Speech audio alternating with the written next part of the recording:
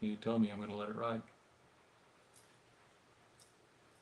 All right, welcome to Peak Performance Huddle NBA Playoff Series. We're so excited. We decided to throw this together for two reasons. One, I've been business coaching for 25 years, but before that, I got a chance to play at the highest level. I actually played in the Western Conference Final when I played with the Utah Jazz, Jerry Sloan, John Stockton, Karl Malone. We lost to the Houston Rockets with Hakeem, Elijah Wan, and let me tell you something, Sam Cassell, Kenny Smith. They had an amazing roster, amazing team, and they got us and they beat us, and they went on to win the whole kit and caboodle. So we decided to come on and talk about the NBA playoffs, but convert it to business. So if you're a small business owner, you're an entrepreneur, if you have a side hustle, it doesn't matter. I'm going to talk about what I'm seeing tonight in the first half, but also more importantly, what does that mean in business? Now here's the truth.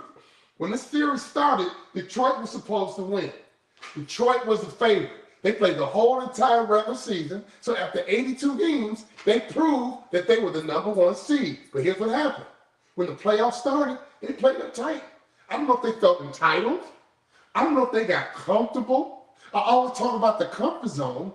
It almost appeared like they were expecting the young Orlando Magic to just bow down. Let me be clear, in business, kingdoms rise and fall all the time. Kingdoms rise and fall all the time. You heard the Radio Shack? Used to be a kingdom, and now it's gone. You ever heard of BlackBerry phone? Used to be a kingdom, now it's gone. How about this? Blockbuster.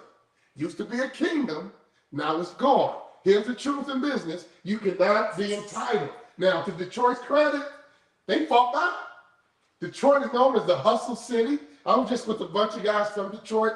Detroit takes pride in being tough. And to their credit, they played hard and got back into this game. And here's the truth. Here's what's going to boil down to. The winning of this team is going to boil down to leadership. It's all going to boil down to leadership. Now, if Orlando goes ahead 3-1, it's a wrap. If Jamal Mosley can somehow energize his team, get this young team to settle down, who are not supposed to win anyway. They're playing with house money. If Jamal Mosley can get his team to settle down and play basketball the right way, to execute the right way, guess what? They're going to win, go up 3-1, and they're going to be in the driver's seat for this playoffs. So if you own a business, leader, hear me clearly. If you're corporate, doesn't matter. If you're in charge of your team, it's your job to make sure your team has the right mindset.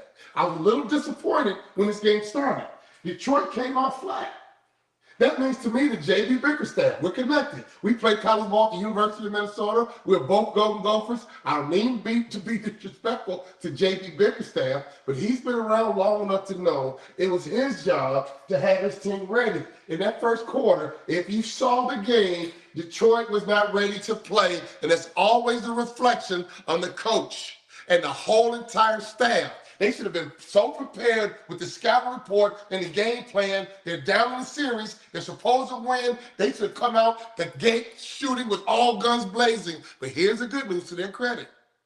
They recovered, and they began to play Detroit Pistons basketball, and they put Orlando on their heels. So to me, this game has been back and forth because neither one of these teams, in my opinion, has settled down and executed and played the way that they want to play.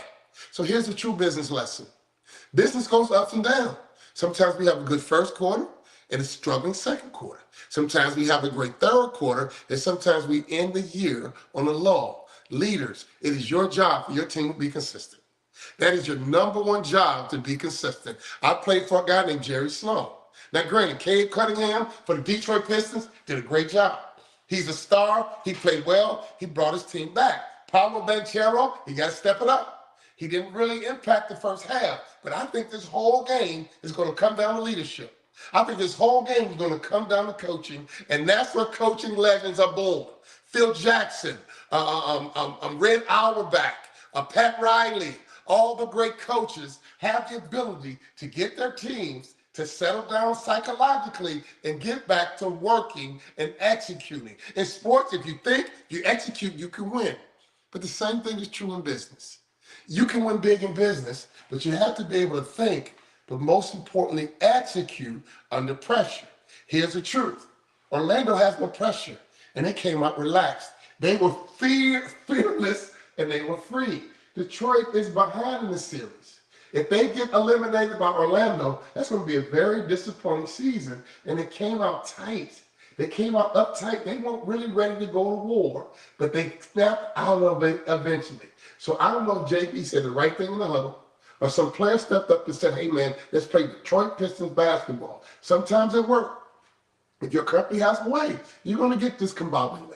You're going to get off track. Some leader in your department, some leader in your warehouse, some manager on duty. It can't always be the CEO. Now, the CEO or the head coach's job is to make sure the team executes, but sometimes you have to have a player step up. And so the keys to victory in this game are going to be key. Two people got to step up. A head coach and a star player. Whoever can do the best job as a head coach, settling down their team and get them to play executing basketball the way they've been playing it all year long is going to win. So to me, the nod is going to go to the head coach who can get their team to settle down. I believe JB Bickerstaff has more playoff experience. So I expect Detroit to settle down and play Detroit Pistons basketball for two reasons. He's more experienced than Jamal Mosley, and he has the #1 seed in the East. Those are the two reasons why Detroit should win this game tonight, even though they're on the road in Orlando. And all of a sudden, they can go back to Detroit and take back control of the playoff series. So two things got to happen. The head coaches need to step up and get their team to settle down. But here's the X factor. Banchero, Jalen Suggs, Kate Cunningham, they're going to be the key. Now, the only way that Detroit can lose, because Orlando has two superstars, and Detroit really only has one. If Jalen Suggs gets going, if Banchero gets going, two is always greater than one. I'm so excited to watch the second half. But pay attention to the keys to victory. It boils down to leadership. Whatever leader can get their team to execute is going to win, but there's always an X factor in the NBA.